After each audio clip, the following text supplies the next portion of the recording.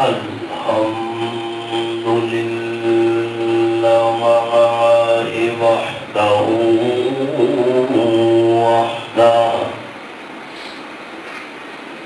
والصلاة والسلام على من لا نبي بعده وعلى آله وأصحابه الذين أوفوا وحده.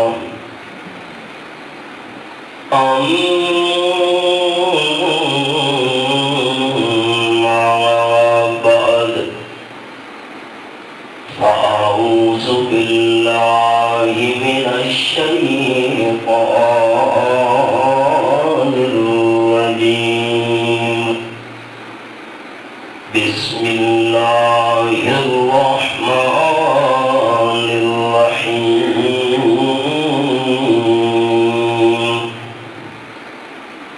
أم يحسدون الناس على ما آتاهم الله من فضله. الآيات. سبحان ربك رب العزة عما يصفون وسلام على المرسلين والحمد لله رب العالمين.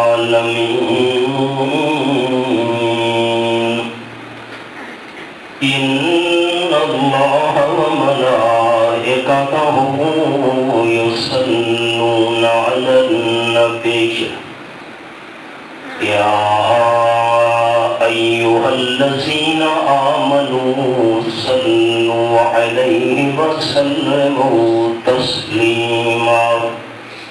اللهم صل على محمد وعلى آل محمد كما صليت على إبراهيم وعلى آل إبراهيم إنك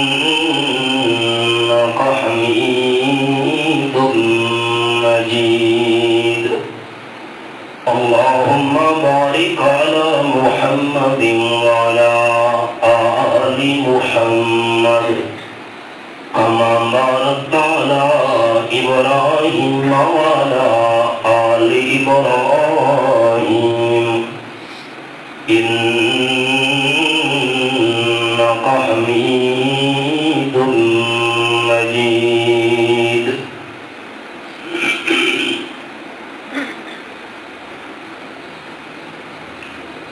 تلا گاؤں کے قریب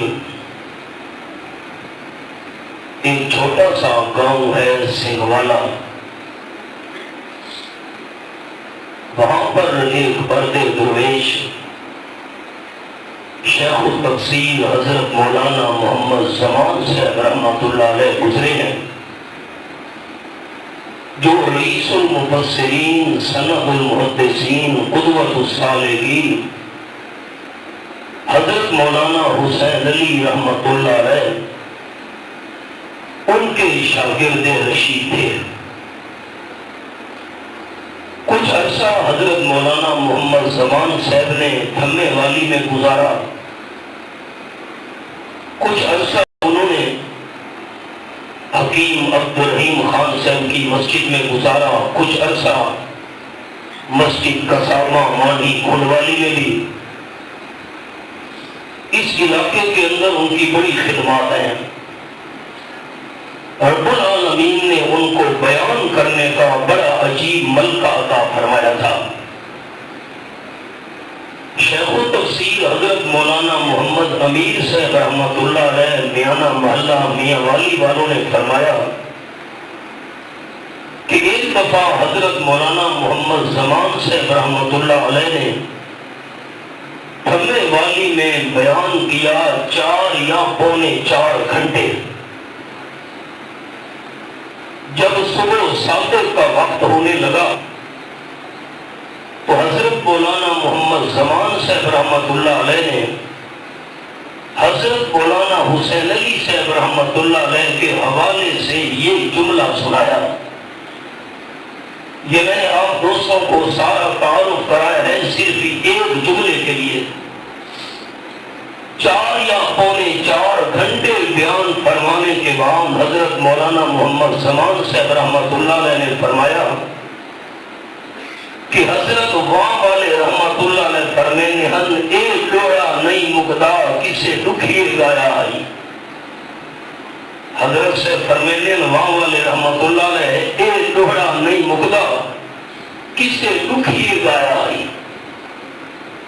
یہ مسئلہ توحید تو آپ صلی اللہ علیہ وسلم کی 23 سال کی محنت ہے. کوئی گھنٹے یا سوے گھنٹے میں کیا بیان کر سکتا ہے. یہ حضرت مولانا محمد امیر صاحب رحمۃ اللہ علیہ کا جملہ ہے. میں نے آپ دوستوں کو یہ قصہ کیوں سنایا؟ 2 مہینے مسلسل ہمارا مسئلہ الہ بیان ہوتا رہا اور پچھلے جمعے مسئلہ الہ ہمارا مکمل ہوا ہے، لیکن یہ سننے سارے احباب حق کا نہیں ہوا. یہ تو 2 مہینے مسلسل ہر جمعے پر مسئلہ الہ کا بیان، اس کے مختلف شعبے، اس کے مختلف پہلو میں نے عام دوستوں کے سامنے بیان کیے. لیکن یہ مسلسل 2 مہینے مسئلہ الہ کا بیان کرنے کے بعد میں آپ کے سامنے وہی حضرت صاحب رحمت اللہ علیہ کا جملہ دوہرا رہا ہوں. ایک ڈوڑا نہیں مقدا کسے دکھیے گایا آئی. آپ دوست یہ سمجھیں یا میں یہ تصور کروں کہ ہم نے 2 مہینے مسلسل مسئلہ الہ بیان کیا، سنا، حق ادا ہو گیا؟ حق ادا نہیں ہوا. یہ تو پورے سمندر میں سے ایک قطرہ بھی نہیں تھا جو میں نے 2 مہینوں میں عرض کیا. خیر، پچھلے جمعے تک الحمدللہ کچھ نہ کچھ خلاصہ اور خاکہ آپ دوستوں کے سامنے آ چکا ہے مسئلہ الہ کا. آج سے جو میں آپ دوستوں کے سامنے سبق شروع کر رہا ہوں، اللہ کی توفیق سے وہ یہ ہے کہ جنت بہت بڑی اللہ کی نعمت ہے. دنیا کی تمام نعمتیں جمع کر دی جائیں لیکن جنت کی ایک چھوٹی سی نعمت کی شان کا مقابلہ دنیا کی تمام نعمتیں مل کر نہیں کر سکتی. اور پھر جنت بھی مل جائے اور جنت میں امام الانبیاء صلی اللہ علیہ وسلم کی سنگت اور صحبت نصیب ہو جائے، یہ اس سے بڑا انعام ہے. حدیث پاک میں آیا ایک دیہاتی بندہ آپ صلی اللہ علیہ وسلم کی خدمت میں حاضر ہوا اور اس نے آ کر عرض کی، حبیب کبریاء صلی اللہ علیہ وسلم، لا اصلی الا الخمس، میں تو روزانہ 5 وقت کی نماز کا پابند ہوں. جو نماز اللہ نے روزانہ مجھ پر فرض کی ہے 5 وقت پابندی کے ساتھ میں فرض نماز ادا کرتا ہوں. نمبر 2، لا اصوم الا الشہر، سال کے اندر 1 مہینہ جو ہے رمضان المبارک اس میں روزے بھی رکھ لیتا ہوں جو اللہ نے مجھ پر فرض کیے ہیں. میں نے زکات کبھی نہیں دی. اس کی وجہ یہ ہے کہ اللہ نے مجھے صاحب نصاب بنایا ہی نہیں. نہ میرے پاس اتنا مال ہے، سونا چاندی، مال تجارت ہو یا نقد رقم وغیرہ، سال گزرے اور اس پر زکات فرض ہو اور میں زکات ادا کروں. زکات ادا اس لیے نہیں کی میں صاحب نصاب بنا ہی نہیں، میرے پاس مال ہے ہی نہیں، غریب آدمی ہوں. اور نمبر 4، حج بھی میں نے ادا نہیں کیا کیونکہ حج مجھ پر فرض ہوا ہی نہیں. غریب آدمی ہوں، اتنی وسعت نہیں ہے، اتنی طاقت نہیں ہے کہ میں جاؤں اخراجات برداشت کروں، حج کروں. اب ایک سوال ہے، آپ صلی اللہ علیہ وسلم سے کہنے لگا، اللہ کے محبوب، اگر میں 5 وقت نماز کی پابندی کروں اور رمضان شریف کے روزوں کی پابندی کروں، اور ہے تو ویسے وہ صحابی، عقیدہ تو ویسے ہی درست ہے کیونکہ ان کے اعمال کے قبول ہونے کے لیے سب سے پہلی شرط تو یہی ہے کہ انسان کا عقیدہ درست ہونا چاہیے.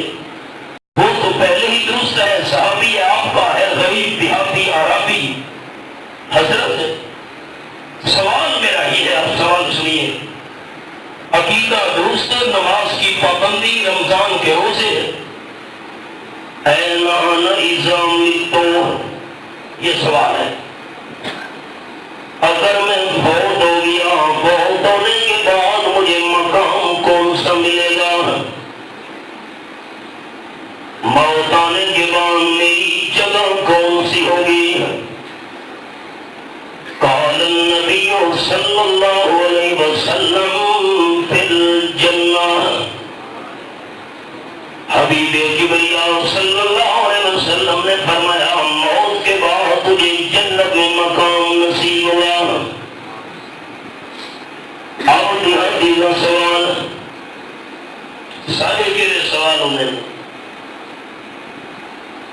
رمضان شریف کی جو رکا گیا نہیں مسجد، اگر یہ اعتکاف والا بندہ بٹھیرا کھلاوے بیٹھا، سوال ہے سارے تو لگنگے علاقے سوال آ گیا بختال حضرت آدم نے محمد نکاح کیسے پڑھائے؟ میں کہ میں تو نہیں پڑھایا۔ سوال سنیں، دیہاتی عام صلی اللہ علیہ وسلم سے عرض کرنے لگا اما کان، اللہ کے حبیب صلی اللہ علیہ وسلم جنت میں مجھے مقام نصیب ہوگا، لیکن یہ فرمائیے آپ کے ساتھ نصیب ہوگا کہ نہیں؟ آپ کی میت نصیب ہوگی کہ نہیں؟ جنت میں آپ صلی اللہ علیہ وسلم کے محسان ہوگا کہ نہیں؟ تمنا میری یہ ہے کہ جنت بھی مل جائے اور آپ صلی اللہ علیہ وسلم کا ساتھ بھی نصیب ہو جائے، کیونکہ جنت کے اندر سب سے بلند و بالا مقام آمنہ کے لال صلی اللہ علیہ وسلم کا ہوگا۔ آپ کی میت اور سنگت بھی نصیب ہوگی کہ نہیں؟ ایسا نہ ہو کہ جنت کے اندر آپ کے دیدار سے بھی محروم رہوں۔ فتبسم رسول اللہ صلی اللہ علیہ وسلم، حدیث پاک میں آیا دیہاتی کا سوال سن کر امام المرسلین صلی اللہ علیہ وسلم مسکرا پڑے، فرمانے لگے 6 چیزوں پر عمل کرنا تیرا کام ہے، جنت میں تجھے میرے ساتھ میت عطا کرنا رب العالمین کا کام ہے۔ صحابہ کرام سننے والے، آپ صلی اللہ علیہ وسلم نے مسکرا کر فرمایا ان حفظت قلبک من اثنین او کما قال النبی صلی اللہ علیہ وسلم، اپنے دل کو 2 چیزوں سے بچانا تیرا کام ہے، اپنے دل کو 2 چیزوں سے محفوظ رکھنا تیرا کام ہے، جنت میں تجھے میرے ساتھ اکٹھا کرنا اللہ کریم کا کام ہے۔ ان حفظت قلبک من اثنین،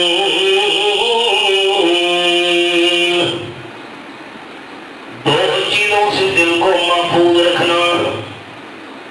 قال النبی صلی اللہ علیہ وسلم الغل والحسد، او کما قال رسول اللہ صلی اللہ علیہ وسلم، اپنے دل کے اندر کھوٹ نہ آنے دینا، بے ایمانی نہ آنے دینا۔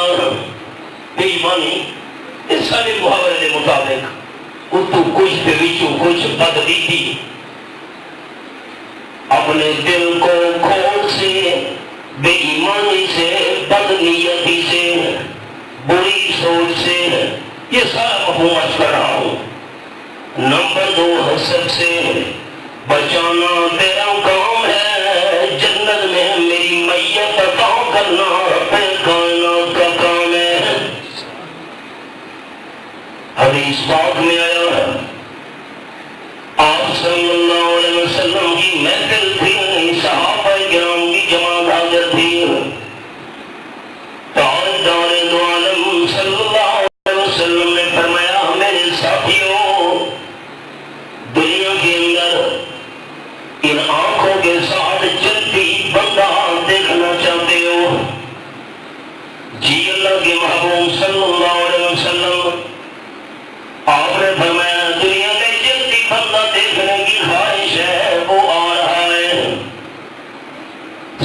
کرام نے دیکھا حضرت سعد رضی اللہ عنہ آ رہے تھے، تازہ وضو کیا ہوا ہے، وضو کے پانی کے قطرے نیچے گر رہے تھے۔ آپ صلی اللہ علیہ وسلم کی محفل میں آ کر بیٹھے، مجلس برخاست ہوئی، سارے صحابہ کرام اپنے اپنے گھروں کو چلے گئے۔ دوسرا دن ہوا، صحابہ کرام حاضر تھے، حضور انور صلی اللہ علیہ وسلم نے فرمایا میرے رضاکاروں جلدی بندہ دنیا میں دیکھنے کی تمنا ہے، جیا وہ آ رہا ہے۔ صحابہ کرام نے دیکھا وہی حضرت سعد رضی اللہ تعالیٰ عنہ تھے۔ کمال، 2 دن آپ نے فرمایا کائنات کا نظام درم برہم ہو سکتا ہے، آپ صلی اللہ علیہ وسلم کا فرمان غلط نہیں ہو سکتا۔ تیسرا دن ہوا، آپ نے فرمایا جلدی دیکھنا چاہتے ہو وہ آ رہا ہے۔ حضرت سعد رضی اللہ تعالیٰ آ رہے تھے، بیٹھے، محفل برخاست ہونے لگی۔ حضرت سعد رضی اللہ تعالیٰ اٹھے، روانہ ہونے لگے۔ حضرت عمر رضی اللہ تعالیٰ بھی کھڑے ہو گئے، ساتھ چل پڑے۔ بھائی جان، میں آپ کا مہمان بننا چاہتا ہوں۔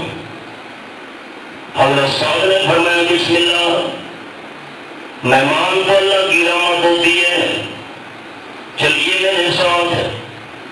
حضرت عبداللہ رضی اللہ تعالیٰ عنہ 3 دن تک حضرت سعد رضی اللہ تعالیٰ عنہ کے مہمان بن کر رہے۔ میں نے سبق کر دیا، قال النبی صلی اللہ علیہ وسلم من کان یؤمن باللہ والیوم الآخر فلیکرم ضیفہ، او کما قال النبی صلی اللہ علیہ وسلم۔ آپ نے فرمایا جو بندہ اللہ پر قیامت پر ایمان رکھتا ہے اسے چاہیے مہمان کا اکرام کرے۔ درمیان میں یہ بات بھی یاد دلا دو، حضرت ابراہیم علیہ السلام کی عادت تھی، مہمان گھر میں آ جاتا، فی مہمان تمبا ذبح کیا کرتے تھے۔ 5 مہمان آئے، 5 تمبے ذبح کر دیے۔ جتنا مہمان کھائیں ان کی قسمت، جو بچ گیا ہم استعمال کر لیں گے۔ کچھ مدت گزری، رب العالمین کی طرف سے وحی آئی، اکریم اضیافک، میرے خلیل مہمانوں کی خدمت کا حق ادا نہیں ہو رہا، اور زیادہ خدمت کیجیے۔ حضرت ابراہیم علیہ السلام نے بھی مہمان گائے ذبح کرنا شروع کر دی۔ 3 مہمان آئے، 3 گائے ذبح کر دی۔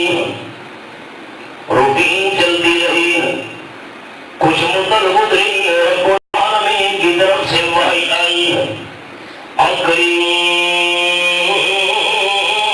اضیافک، مہمانوں کی خدمت کا حق ادا نہیں ہو رہا، اور زیادہ اکرام کیجیے۔ حضرت ابراہیم علیہ السلام نے بھی مہمان کو ذبح کرنا شروع کر دیا۔ 4 مہمان آئے، 4 اونٹ ذبح کر دیے۔ جتنا مہمان کھائے ان کی قسمت۔ کچھ مدت گزری، پھر وحی آ گئی،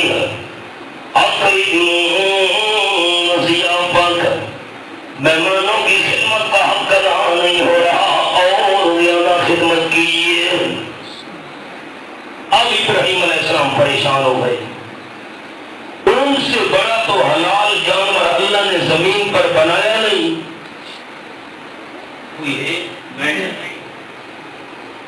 میں کوئٹے کے قریب پشتون کا علاقہ ہے، بڑی دنیا ہوئے جی پشتون جمع، میں پوچھا بھائی اونٹ تو بڑا حلال جانور زمین تو نہ کہے. میں ہی کوئی حیران تھی کہ ہاں بھائی میں ملکی سفر کرے گا میں تو نہیں سنا پشتین والے پشتون کو کی میں پتہ میں نے کہہ رہے سارے اگر لگے مچھی. میں کہ مچھی تو آئے کو زمین سے ہوں گی پیچھے اثر لگے کہ او ہو بھول گئے. واہ بھائی واہ. کون سے بڑا حلال جانور زمین پر نہیں ہے. کون سی چیز ذبح کروں مہمانوں کے لیے. او ہو. پھر حضرت ابراہیم علیہ السلام کو خیال آیا کہ پہلے مہمانوں کی خدمت ملازموں سے کروایا کرتا تھا. خدا خدمت کیا کرتے کھانا لا رہے ہیں دسترخوان بچھا رہے ہیں ہاتھ دھلا رہے ہیں. حضرت ابراہیم علیہ السلام نے اپنے ہاتھوں سے مہمانوں کی خدمت شروع کر دی. رب العالمین نے فرمایا اب خدمت اور مہمان نوازی کا حق ادا ہوا ہے. میرے خلیل یہ کام آپ پہلے شروع کر دیتے نا جب زندہ ذبح کیا کرتے تھے اس وقت بھی مہمان نوازی کا حق ادا ہو جاتا. مہمان تو اللہ کی رحمت ہے. حضرت سعد رضی اللہ تعالیٰ نے فرمایا حضرت عبداللہ میرے ساتھ چلیے مہمان نوازی آپ کی کروں گا جتنی اللہ نے وسعت دی. 3 دن حضرت عبداللہ رضی اللہ تعالیٰ مہمان بن کر رہے. تیسرے دن فرمان لگی اجازت. لیکن ایک بات پوچھنا چاہتا ہوں جی. حضرت صاحب رضی اللہ تعالیٰ یہ فرمائیے کہ 3 دن میں آپ کا مہمان بن کر رہا. جو نمازیں آپ نے پڑھی میں نے بھی پڑھی جو ذکر اذکار تلاوت نیک اعمال آپ نے کیے میں نے بھی کیے. میں پوچھنا یہ چاہتا ہوں آپ اپنے گھر کے اندر خلوت میں علیحدگی میں کوئی انوکھا نیک عمل کرتے ہیں وہ پوچھنا چاہتا ہوں. نہیں میں تو علیحدگی میں کوئی انوکھا عمل نہیں کرتا. نہیں کوئی نہیں آپ کیوں پوچھ رہے ہیں. حضرت عبداللہ رضی اللہ تعالیٰ عنہ کہنے لگے 3 دن تک مسلسل امام الانبیاء صلی اللہ علیہ وسلم نے فرمایا جس نے جلدی بندہ دیکھنا ہے وہ آ رہا ہے. آپ آ رہے ہوتے تھے. میں اسی لیے 3 دن مہمان بن کر رہا ہوں. کوئی انوکھا عمل چیک کرو کون سا انوکھا عمل آپ کرتے ہیں جس کی وجہ سے 3 دن تک مسلسل آپ صلی اللہ علیہ وسلم نے فرمایا جس نے دنیا میں جلدی دیکھنا ہے وہ دیکھ لے. حضرت صاحب رضی اللہ تعالیٰ نے جواب دیا بھائی جان اور تو کوئی میں انوکھا عمل نہیں کرتا. صرف اتنی سی بات لا اجد فی نفسی غلا ولا حسدا لأحد. میرے دل کے اندر کسی کے لیے بے ایمانی کھوٹ اور حسد نہیں ہے. میرا دل بدنیتی سے پاک ہے حسد سے پاک ہے. شاید اسی وجہ سے رب العالمین اپنے محبوب کو میرے دل کی حالت پر مطلع کر دیا ہے اور میرے پاک دل ہونے کی وجہ سے آپ نے 3 دن فرمایا ہے جس نے جلدی دیکھنا ہے حضرت صاحب کو دیکھ لے. سارے حالات زبانوں پر حدیثیں ہیں کھلے ماتھے پہ محرابیں. زبانوں پر حدیثیں ہیں کھلے ماتھے پہ محرابیں. دلوں میں بود کا ناسور کیوں ہے ہم نہیں سمجھے. غریبوں کا لہو جن جن کی خوراکوں میں شامل ہے. غریبوں کا لہو جن جن کی خوراکوں میں شامل ہے انہی چہروں پہ رنگ و نور کیوں ہے ہم نہیں سمجھے.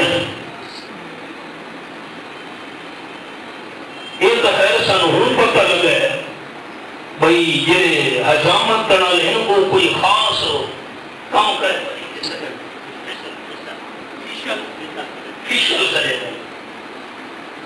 شکارپور سندھ کے اندر یہ پچھلی دفعہ ہمارا دورہ تھا دن کافی تھے. تو میں نے دوستوں کو کہا بھائی حجامت کروانی ہے، ٹھیک ہے جی، دوست لے گئے۔ حجامت کے بعد اس نے کہا کہ تمہیں وہ فیشل کاٹے گا، پتہ نہیں فیشل ہوگی، میں کہ وہ کیا ہوتا ہے؟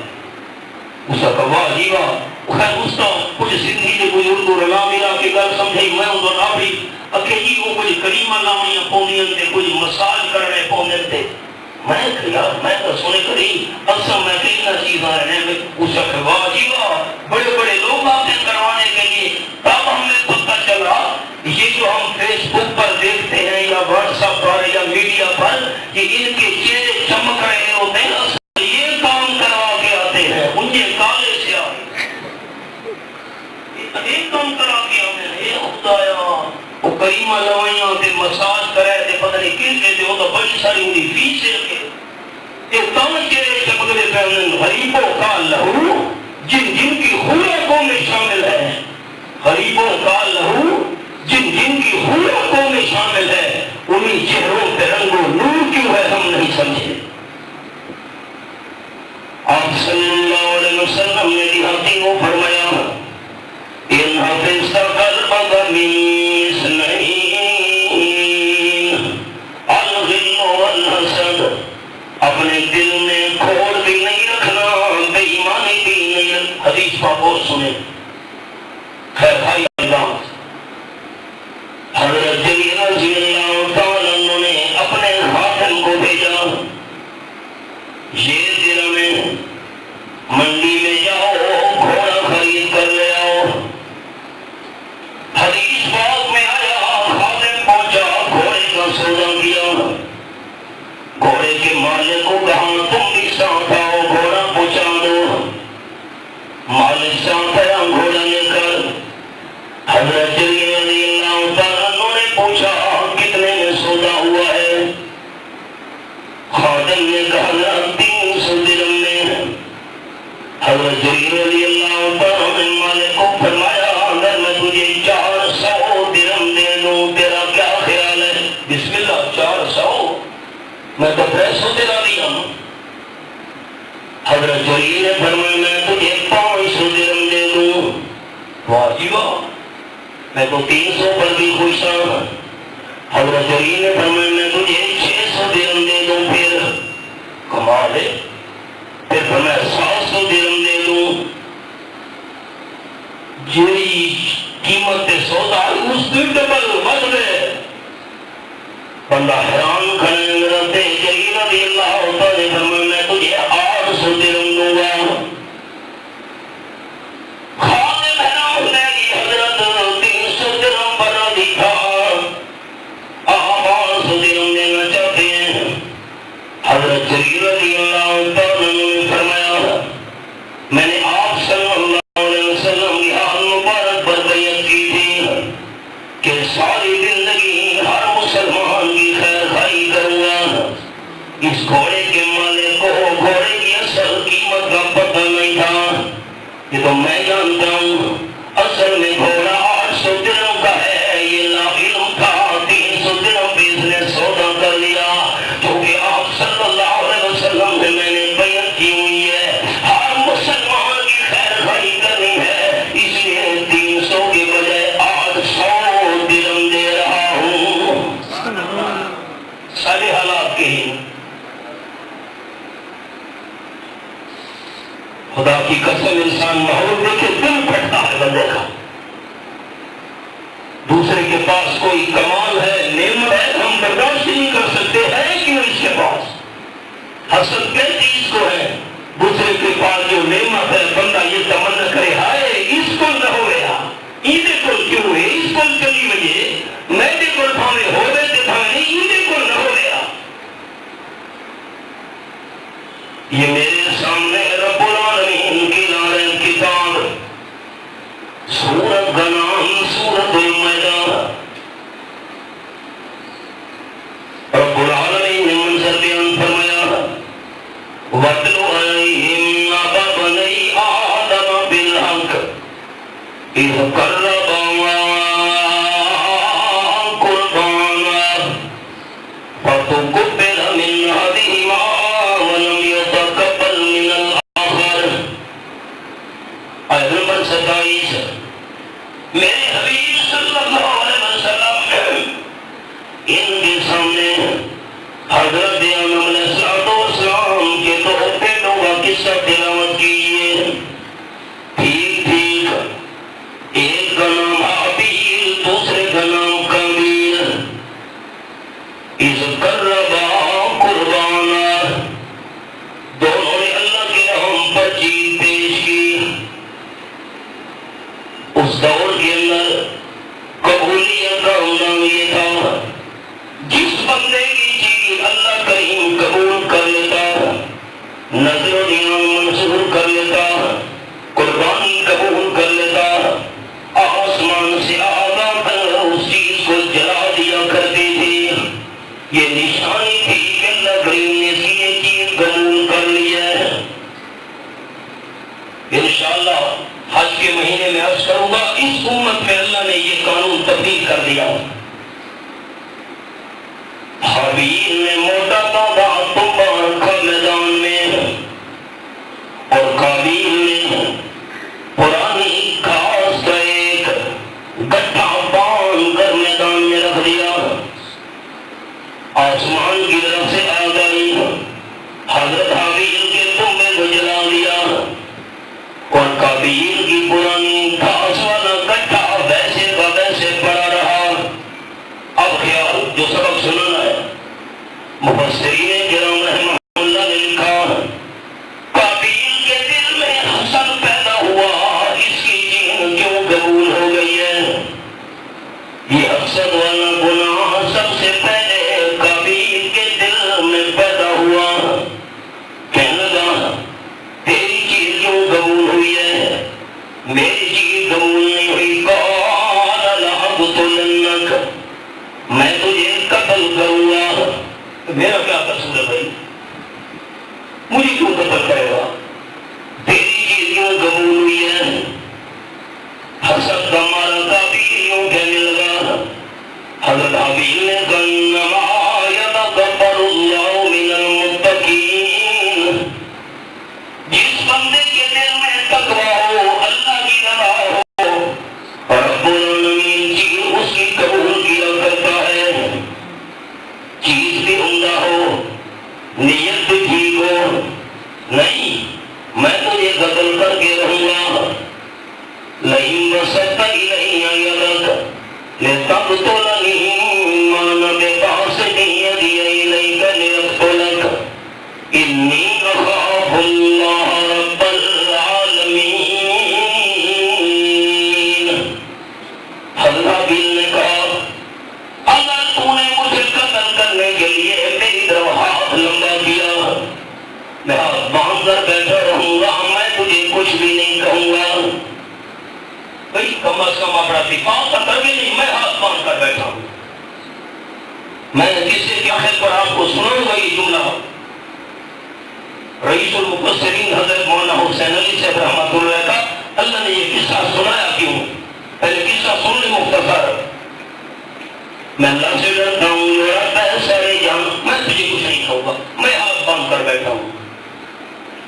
قرآن پاک کے الفاظ انی ارید ان تبوء باسمی واسمک فتکون من اصحاب النار وذلک جزاء الظالمین. میں چاہتا ہوں، حضرت حابیل نے کہا میرے قتل والا گناہ تو اٹھائے اور اس سے پہلے اگر تیرے کوئی اور گناہ ہے وہ بھی تیرے ذمہ ہو، تو جہنم میں سے بن جائے. جہنم سزا ہے ظالم لوگوں کی. میں کچھ نہیں کہتا بھائی. فَطَوَّتْ لَهُ نَفْسُهُ قَتْلَ أَخِيهِ فَقَتَلَهُ فَأَصْبَحَ مِنَ الْخَاسِرِينَ. ان ساری باتوں کو سننے کے باوجود قابیل کو ترس نہیں آیا. اس کو دل نے آمادہ کیا بھائی کے قتل کرنے پر، کوئی ترس و رحم نہیں آیا. بھائی حضرت حابیل کو قتل کر ڈالا. اب پریشان ہو گیا. یہ کائنات انسانی میں سب سے پہلا قتل تھا. اب کیا کروں، لاش کا کیا کروں؟ بڑا پرابلم بن گیا. میں خلاصہ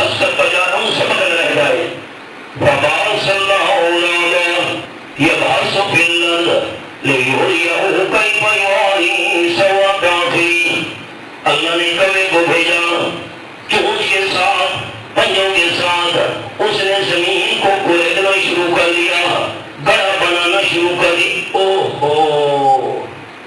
قابیل نے کہا میری عقل نے کوے کے برابر بھی کام نہ کیا، میں بھی ایسے گڑھا کھود کر اپنے بھائی کی لاش کو چھپا دیتا۔ اب مجھے عقل آئی، گڑھا کھودا، بھائی کی لاش کو چھپایا۔ اب آواز خیال، میں نے تفصیل نہیں سنائی، اشارہ عرض کرنا تھا۔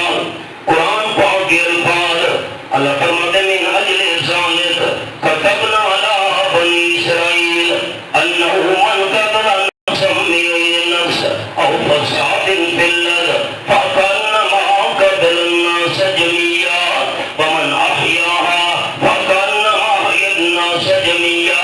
ایک بات تو یہ سنانی ہے، آپ صلی اللہ علیہ وسلم نے فرمایا کہ قیامت تک جتنے قتل ہوں گے تمام قتلوں کا گناہ قابیل کے نام اعمال میں بھی لکھا جاتا رہے گا۔ اس کام کی ابتدا اس نے کی تھی، اور اگر ساتھیوں کے ذہن میں نہ رہے تو یاد رکھنا قاتل کی شروع میں بھی کاف ہے، قابیل کی شروع میں بھی کاف ہے، قاتل قابیل تھا۔ ایک جی اکھے جی یہ کبڈی کا میچ ہے، ابے نے سال ثواب واسطے، واہ بھائی واہ، کہ جی وہ فٹ بال سے والی بال تک ٹورنامنٹ پہ کرے لے، ابے نے سال ثواب واسطے، ابے نے کلب بنایا، جتنے تک وہ کلب آباد رہے گا ابتدا کرنے والے کو اس کا 100 سال گناہ ملتا رہے گا۔ سینما بنائی، جب تک یہ سینما اللہ کی نافرمانی والے اس کام سے آباد رہے گی، جس نے سینما بنائی وہی اللہ کی نافرمانی والا کام شروع کیا تھا، جب تک اس میں اللہ کی نافرمانی والا یہ عمل سر انجام پاتا رہے گا ابتدا کرنے والے کو گناہ ساتھ ساتھ ملتا رہے گا۔ علماء چیخ چیخ کر تھک گئے، لوگ آنکھیں اللہ ڈوکن بڑے ہکی کو سن لے لوٹے جوال نکڑ چھوڑ رہے، یہ فیصلے قیامت کے دن ہوں گے۔ اب اور جو جملہ سنانا ہے، رئیس المفسرین حضرت مولانا حسین علی صاحب رحمۃ اللہ علیہ نے فرمایا اللہ نے یہ قصہ سنایا کیوں؟ حابیل اور قابیل کا قصہ سنانے میں راز یہ ہے، شیخ المشائخ رحمہ اللہ حضرت فرماتے ہیں اس لیے اللہ نے یہ قصہ سنایا مسلمانوں کفار کے مقابلے میں جو تم پر حملہ آور ہونا چاہتے ہیں، تیاریاں کر رہے ہیں، مقابلہ کرنا چاہتے ہیں، ان کے مقابلے میں خاموش نہ بیٹھنا ورنہ حضرت حابیل کی طرح مارے جاؤ گے۔ خود بندہ کسی پر ظلم نہ کرے، جو ظلم کر رہا ہے اس کا دفاع تو کرے، کم از کم بچاؤ تو نہ کرے۔ خلاصہ کیا نکلا؟ قابیل نے حضرت حابیل کو قتل کیا، بنیاد حسد تھا۔ لمبا قصہ ایک دفعہ آپ کو سنایا تھا یوسف علیہ السلام کے بھائیوں کا بھی یوسف علیہ السلام پر حسد تھا، ہائے ابا جان کا پیار اس کے ساتھ کیوں زیادہ ہے، سارا لمبا قصہ۔ خلاصہ دل بے ایمانی سے پاک ہو، بدنیتی سے پاک ہو، کھوٹ سے پاک ہو، حسد سے پاک ہو، یہ بندہ تمنا کر سکتا ہے جس کو کہتے ہیں غبطہ، اس کے پاس نعمت ہے، اس کے پاس ہے، اللہ وہ مجھے بھی دے دے، اللہ اس کے پاس تیرا انعام ہے، اس کے پاس رہے وہ انعام مجھ پر بھی کر دے، اللہ اس نے فلاں بندے کو تو نے وہ کمال عطا کیا ہے، اس کے پاس رہے مجھے بھی دے دے، یہ تمنا کرنا جائز ہے۔ اور حسد ہائے اس کے پاس یہ چیز کیوں ہے، چلی جائے، ضائع ہو جائے، مجھے ملے نہ ملے اس کے پاس رہے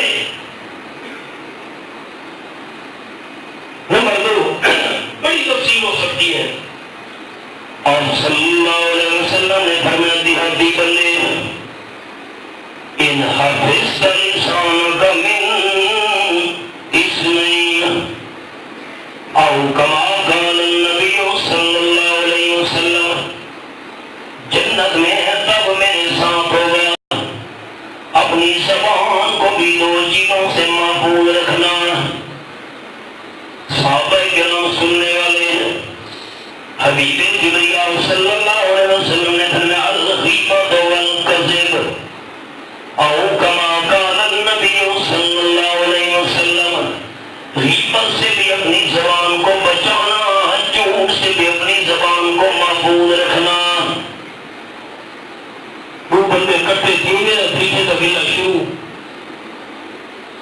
صحابہ کرام نے عرض کی حضرت کسی بندے کے اندر اگر کوئی کمزوری ہے، کوئی غلطی ہے، کوئی گناہ والی بات ہے، میں مفہوم عرض کر رہا ہوں، اور پیٹ پیچھے بندہ بیان کرے، آپ صلی اللہ علیہ وسلم میں کسی کا نام غیبت اور گلہ ہے، اور کسی بندے کے اندر کوئی غلطی نہیں، کوئی عیب نہیں، کوئی گناہ نہیں، کوئی کمزوری نہیں، اور پیٹ پیچھے بندہ بیان کرے، یہ غیبت سے بڑھ کر بہتان ہے۔ حدیث پاک میں آیا آپ صلی اللہ علیہ وسلم کی خدمت میں کچھ احباب حاضر ہوئے، حضرت بڑی پریشانی ہے، ہمارے گھر کے اندر دو عورتوں نے روزہ رکھا ہے، اور روزہ رکھنے کے بعد پیٹ میں سخت تکلیف شروع ہو گئی ہے، تڑپ رہی ہیں، روزہ برقرار رکھنا مشکل ہو گیا۔ آپ صلی اللہ علیہ وسلم نے فرمایا ان کو کہو کہ قید کریں کسی برتن میں، ٹھیک ہے، لکڑی کا برتن سامنے رکھا گیا، بڑا پیالہ، انہوں نے روبلی ڈال کر انہوں نے کہا کہ سارا لکڑی کا پیالہ بڑا انسان کے خون اور انسانی گوشت کے ٹکڑوں سے بھر گیا۔ بندے دوڑتے حضرت، انسانی گوشت، انسانی خون، انسان کے ٹکڑے؟ آپ صلی اللہ علیہ وسلم نے فرمایا دونوں سے پوچھو تم نے روزے کی حالت میں کسی کا گلہ تو نہیں کیا؟ اوہو، دو کٹھی تیسری عورت کا گلہ شروع۔ یہ میرے سامنے 26واں پارہ، سورت کا نام سورت الحجرات، فرمایا یحب احدکم ان یاکل لحم اخیہ میتا فکرہتموہ۔ آیت نمبر 12۔ گلہ کرنا، غیبت کرنا ایسے ہے جیسے بندہ مردہ بھائی کے گوشت کے ٹکڑے کاٹ کاٹ کر کھائے۔ اور حالات کے انسانے چسکے واسطے گلے کرنے، چسکے واسطے، کرنا کی لذت واسطے، مزہ نہیں ہونا محفل کا بندہ گلہ نہ کرے گا۔ علامہ آلوسی رحمۃ اللہ علیہ کا جملہ سنیے اور میری طرف دیکھ کر سنیے۔ علامہ آلوسی رحمۃ اللہ نے اس آیت پر لکھا جو میں نے ابھی تلاوت کی ہے، غیبت اور گلہ کرنا مردہ بھائی کے گوشت کے ٹکڑے کاٹ کاٹ کر کھانا ہے، اور بڑا عجیب جملہ لکھا۔ روح المعانی میں علامہ آلوسی رحمہ اللہ فرماتے ہیں اگر تم نے کسی کا گلہ کیا اس کو پتہ نہیں چل سکا، کسی نے اس کو بتایا نہیں، ہم دو آدمی اکٹھے ہوئے، تیسرے کا گلہ کیا، اس کو پتہ نہیں، اس تک اطلاع نہیں پہنچی، تو علامہ آلوسی رحمہ اللہ فرماتے ہیں بندہ توبہ کر لے تو اللہ معاف کر دے گا۔ بات کو سمجھنا دھیان سے سارے ساتھی، ہم نے گلہ کیا، جس کا گلہ کیا اس تک اطلاع نہیں پہنچی، اس کو خبر نہیں ہوئی، اس کو پتہ نہیں چلا، اب اگر بندہ اللہ سے معافی مانگ لے اللہ معاف کر دے گا۔ علامہ آلوسی رحمہ اللہ فرماتے ہیں تم نے گلہ کیا، اس کو اطلاع مل گئی، کسی نے جا کر بتا دیا تیرا گلہ ہو رہا تھا، انہوں نے یہ بات کی ہے، اب اگر گلے کی اور غیبت کی اطلاع اس تک پہنچ گئی جتنے تک وہ معاف نہ کرے اللہ توبہ سے بھی معاف نہیں کرے گا۔ اب حقوق العباد میں یہ بات داخل ہو گئی ہے۔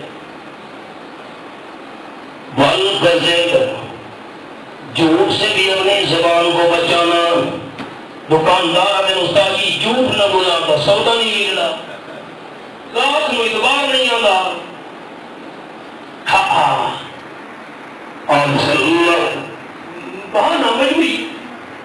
مجبوری ہے، جھوٹے بہانے، قیامت کے میں کیا بہانے بنائیں گے ہم؟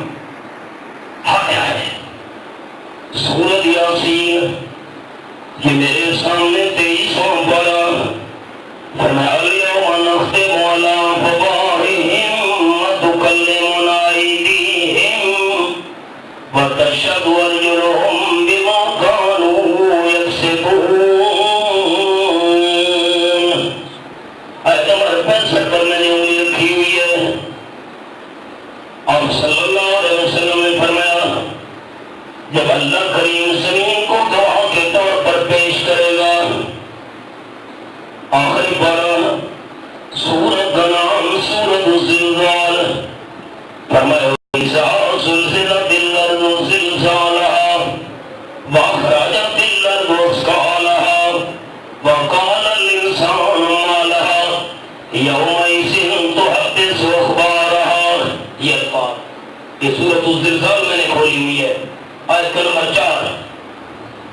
زمین قیامت کے دن بولے گی، انسان حیران کھڑا ہے۔ نمبر 2 سورۃ الانفطار، وَإِنَّ عَلَيْكُمْ لَحَافِظِينَ كِرَامًا كَاتِبِينَ يَعْلَمُونَ مَا تَفْعَلُونَ۔ آیت نمبر 10 و 11 کندھے والا فرشتہ بھی گواہ۔ نمبر 3 وَوُضِعَ الْكِتَابُ فَتَرَى الْمُجْرِمِينَ مُشْفِقِينَ مِمَّا فِيهِ وَيَقُولُونَ يَا وَيْلَتَنَا مَا لِهَذَا الْكِتَابِ لَا يُغَادِرُ صَغِيرَةً وَلَا كَبِيرَةً إِلَّا أَحْصَاهَا وَوَجَدُوا مَا عَمِلُوا حَاضِرًا۔ یہ آیت نمبر 49۔ نام اعمال انسان کے خلاف گواہ، کوئی چھوٹا بڑا گناہ ایسا نہیں جو نام اعمال میں درج نہ ہو۔ اب خیال، آپ صلی اللہ علیہ وسلم نے فرمایا قیامت میں انسان کہے گا اللہ میں زمین کی گواہی نہیں مانتا، فرشتوں کی گواہی نہیں مانتا، نام اعمال کی گواہی نہیں مانتا۔ اچھا گواہوں پر جرا ہو جائے نا تو کیس کمزور ہو جاتا ہے، نہیں مانتا ان کی گواہی۔ اللہ کریم فرمائے گا مجھوں پر گواہ نہ رہے ہیں، اس کا انکار کر۔ اليوم نختم على افواہہم وتکلمنا ایدیہم وتشہد ارجلہم بما کانوا یکسبون۔ اللہ کریم زبان پر مہر لگا دے گا، منہ بند ہے، ہاتھ بول رہے ہیں کیسے بوڑھی والدہ کو دھکے دیے تھے، پاؤں بول رہا ہے کیسے اللہ کی نافرمانی والی جگہ پہ بھاگ بھاگ کر جایا کرتا تھا۔ اب بندہ حیران، جب اللہ کریم زبان کھولے گا، 24واں پارہ سورت کا نام سورۃ حمیم السجدہ، یہ میرے سامنے سورۃ حمیم السجدہ مری کی کھلی ہوئی ہے۔ انسان حیران ہو کر سوال کرے گا، جب اللہ زبان کھولے گا بندہ اپنے اعضاء سے کہے گا لما شہدتم علینا، تم نے میرے خلاف گواہی کیوں دی ہے؟ قالوا انطقنا اللہ الذی انطق کل شیء، ہاتھ اور پاؤں جواب دیں گے، اعضاء بولیں گے ہم اپنی مرضی سے بات نہیں کر رہے، اللہ ہمیں بلوا رہا ہے۔ اب انکار کر، دنیا میں سینکڑوں ہم بہانے بنا لیتے ہیں۔ آپ نے فرمایا زبان کو غیبت گلا اور جلوس سے اگر تو نے محفوظ رکھا جنت میں آمنہ بلال کے ساتھ ہوگا۔ حدیث پاک میں آیا آپ صلی اللہ علیہ وسلم نے ایک عورت کو دیکھا، ہاتھ بند تھا، بیٹے کو بلا رہی تھی، بیٹا عبداللہ رضی اللہ عنہ، بیٹے جلدی آ، یہ میرے ہاتھ میں چیز ہے، تجھے چیز دینا چاہتی ہوں۔ آپ صلی اللہ علیہ وسلم نے فرمایا کیا چیز دینا چاہتی ہو؟ اس نے ہاتھ کھولا، کھجور کا دانہ پڑا تھا، حضرت یہ کھجور کا دانہ دینا چاہتی ہوں۔ آپ صلی اللہ علیہ وسلم نے فرمایا تیرا ہاتھ خالی ہوتا اور بیٹے کو بلاتی، تجھے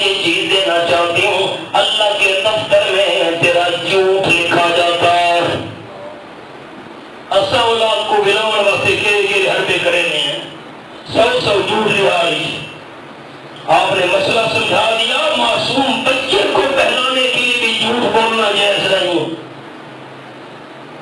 بخاری شریف میں ہے حضرت صدیق اکبر رضی اللہ تعالیٰ عنہ آپ صلی اللہ علیہ وسلم ہجرت کے سفر پر روانہ تھے راستے میں ایک بندہ مل گیا جو صدیق اکبر رضی اللہ تعالیٰ کو جانتا تھا یہ سنگری والی حال وال پوچھا خیر وفیہ ٹھیک تھا خیر سلام اس بندے نے کہا حضرت ابو بکر صدیق رضی اللہ تعالیٰ ماما کا آپ کے ساتھ والی شخصیت کون سی ہے یہ آپ کے ساتھ کون ہے اب مکہ والوں نے 100 اونٹوں کا اعلان کیا ہوا تھا جو آپ صلی اللہ علیہ وسلم صدیق اکبر رضی اللہ تعالیٰ ان کے بارے میں خبر لائے گا 100 اونٹوں کے نام دیں گے اب یہ تو بڑا مسئلہ بن گیا صدیق اکبر رضی اللہ تعالیٰ جھوٹ بھی نہیں بولتے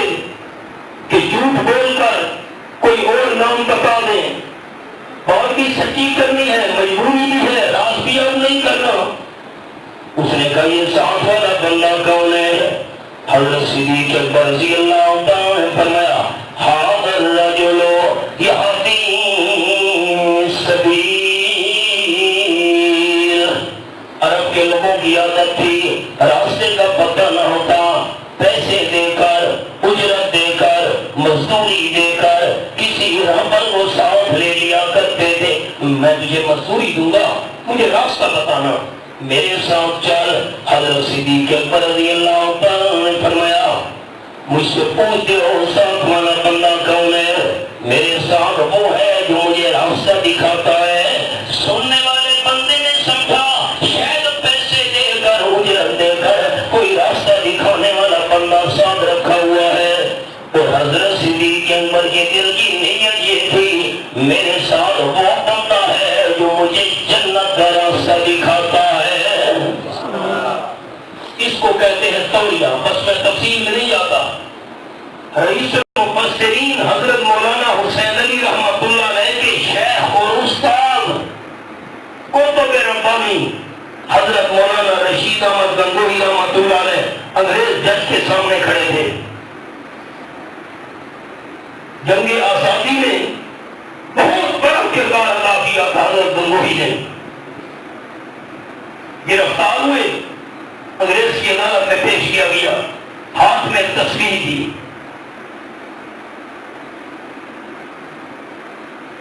انگریز جج نے کہا مولانا گنگوہی آپ کے پاس ہتھیار ہیں خیال کریں خیال ہتھیار ہیں ہتھیار تو تھے انگریزوں پر حملہ کیا تھا کتابوں میں تفصیل ہے بڑی میں تفصیل میں نہیں جانا چاہتا آپ کے پاس ہتھیار ہیں آپ اگر اقرار کرتے کہ ہتھیار ہیں سزا پھانسی تھی توپ کے منہ پر باندھ کر اڑا دیا جاتا پھر سارے یہ علمی فیض سے تو ہم لوگ محروم رہ جاتے جو فیض سلسلہ در سلسلہ ہم تک پہنچا مولانا گنگوہی آپ کے پاس ہتھیار ہیں فرمایا ہمارا ہتھیار یہ ہے ہمارا سادہ ہتھیار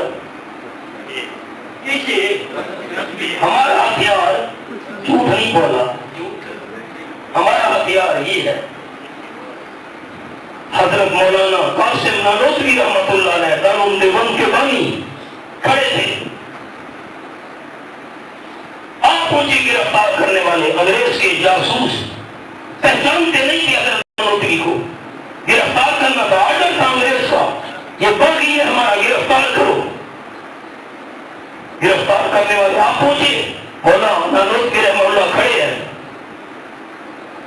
انہوں نے پوچھا بھائی تم جانتے ہو یہاں مولوی قاسم نانوتوی تو نہیں تھے ہمیں اطلاع پہنچی ہے گرفتار کرنا پڑا حضرت 2-3 قدم ہٹ کر کھڑے ہوئے خیال کرنا 2-3 قدم ہٹ کر اب پوچھ سے رہے ہیں مولانا نانوتوی کے بارے میں جانتے ہو کہاں ہیں ہم نے سنا ابھی یہیں تھے 2-3 قدم ہٹ کر کھڑے ہو گئے اشارہ کیا ابھی ہونے کہیں کہیں ہاں